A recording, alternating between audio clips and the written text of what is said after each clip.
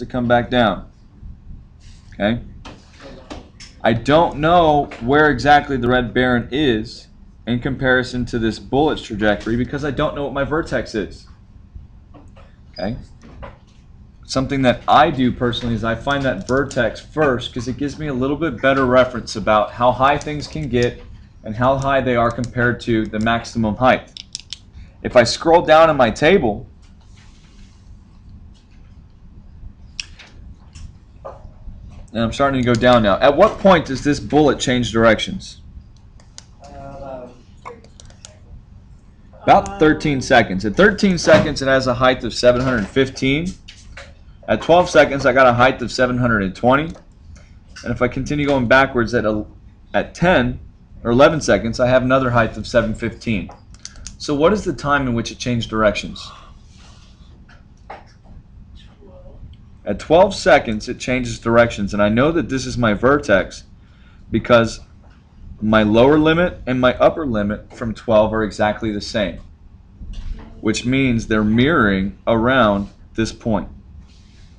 At 12 seconds, the bullet is 720 meters above Snoopy. Bless you. Again, is this the distance above the ground in this example?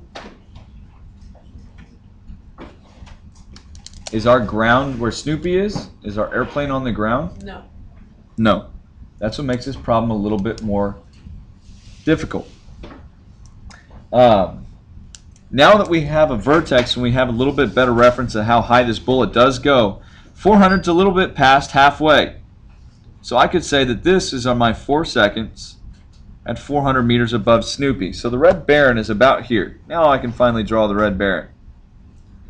The pirate. Do, do, do, do, do, do, do, do, do. Anyway. Airplane. They're airplanes. I think the camel was like a World War I or Looks like a whale. airplane. Hey, never said I was an artist. All right. Part B says the bullet misses. Go figure.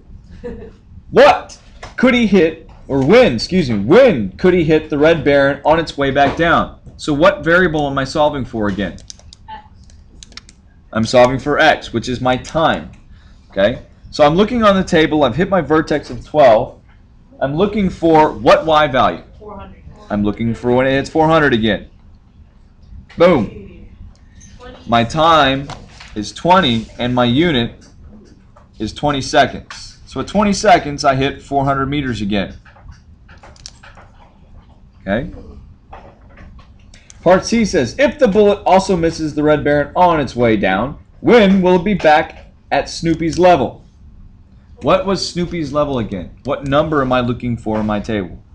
0. 0, because we inputted the function with Snoopy's initial height of 0. What is the time in which it hit Snoopy again? 24 seconds. 24 seconds. My point here is 24, 0.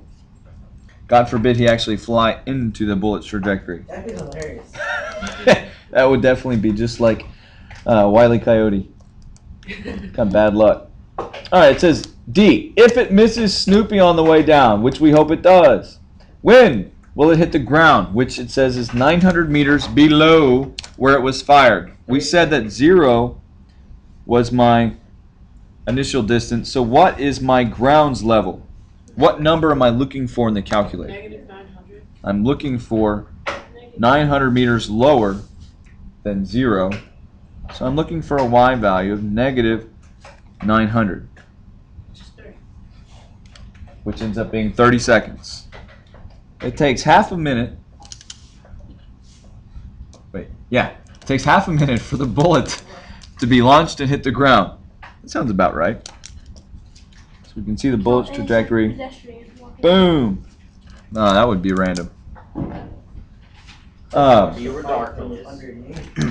Okay. The calculator makes this a lot easier. Remember, you don't get to take my calculators home, but on my website there is a link down on the bottom right hand side next to the one that takes you to your algebra page that does have a downloadable application for the TI-84 calculator where you can do these from home, you can do them in tutoring, and you'll get to use it on the test. Now the difference is when we take that away. Okay? If we just worked out part A, because it is much more time consuming, If we went back to the question in part A, it says the Red Baron is 400 meters above Snoopy. When will it hit him? I'm solving for my t value. I know my d is 400 meters.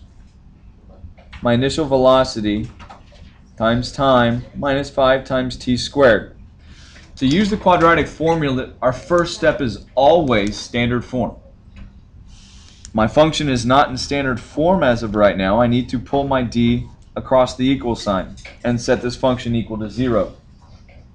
To do so, I have to subtract 400, and I'm going to do so and put this in standard form.